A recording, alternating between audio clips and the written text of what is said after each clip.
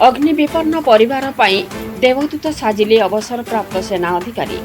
ढेंकानाल जिला कामाख्यानगर ब्लॉक कानपुर पंचायतर वैभव नगर साहिर प्रफुल्ल नायकଙ୍କ घरटी विद्युत तारରୁ सर्ट सर्किट होई घरटी संपूर्ण पोड़ी छारखार हो जाइथिला ओ घरे वर्षकर आहार धान चाउल लुगापटा और सबकिछि जाइथिबा बेले दुखर पहाड़ लदी हो जाइथिला।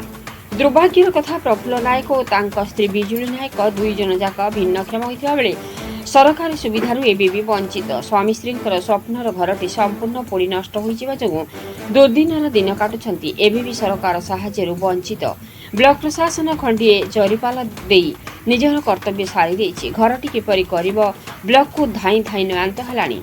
ए गरीब वृद्धांक दुख शुणिबाकू जे एमिति काहा पाखरे समय नाही। ठीक सेतिकी बेले देवदूत होई सेही ग्रामर अवसर प्राप्त सेना अधिकारी सुभाष राउत आसी साहाय्यर हाथ बढ़ाइथिले। किछि राशन सामग्री और वस्त्र देइथिले ओ एही गरीब परिवारटी किपरि सरकार साहाय्य पाई पारिबे बोली ब्लॉक प्रशासन पाखरे दृष्टिगोचर कराइछन्ति।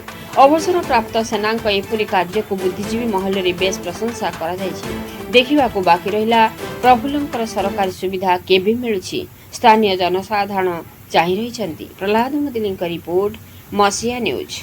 प्रार्थी सुभाष चंद्र राउत पंचायत कानपुरा मुझे आज ये बाइट दूची ये जो घर लोकर पड़ी सी भी आम पंचायत कानपुरा पंचायत सी स्वामी प्रफुल्ल नायक और स्त्री बिजुली नायक गोटे नाती भी अच्छी हांडिक्याप 3 जन से हांडिक्याप जोटा कि आम एवं जानलु क्या मुझे डेली रनिंग कर जाए देखुची एम भल थे कि घर पोड़ी जाइए सी राति 1 तारिख दिन घर पोड़ा एंड 1 दिन राति गोटार आम आसलु घर को आसलु पचार किसी ही ना चाउल धान चाउल सब पोड़गला वर्षकर जो आमदानी से करता सब पोड़गला तार कि ना ताकू बर्तमान साहाଯ୍य करने से एत धाऊँगी साहय बने कहीं करना आम तरफ सैन्य तरफ जी आम साहय करूँ आबे भी तार साहय पिछड़ा आम पड़ीचु कि मिली बोली कि सरकार को रिक्वेस्ट है जे सरकार तार कथा टे शुणु आ जदिओ से किसी कारवाई न कर आम फौज तरफ आम आगे कारवाई आगू कराया चाहूँ आती मो नवेदन ताको जदि किसी साहाय्य करते ताले बहुत भल हाँ कहीं से गरीब लोकटी बहुत कष्ट पाँच आपड़ जब देखी ना से देखी जातु कम से कम ग्राउंड देखूँ आम तो जीवन सारा 28 वर्ष सेवा कर बर्तमान आम सेवा कराया चाहूँ आम मला पर्यटन सेवा करूँ गरीब हो धनी हो।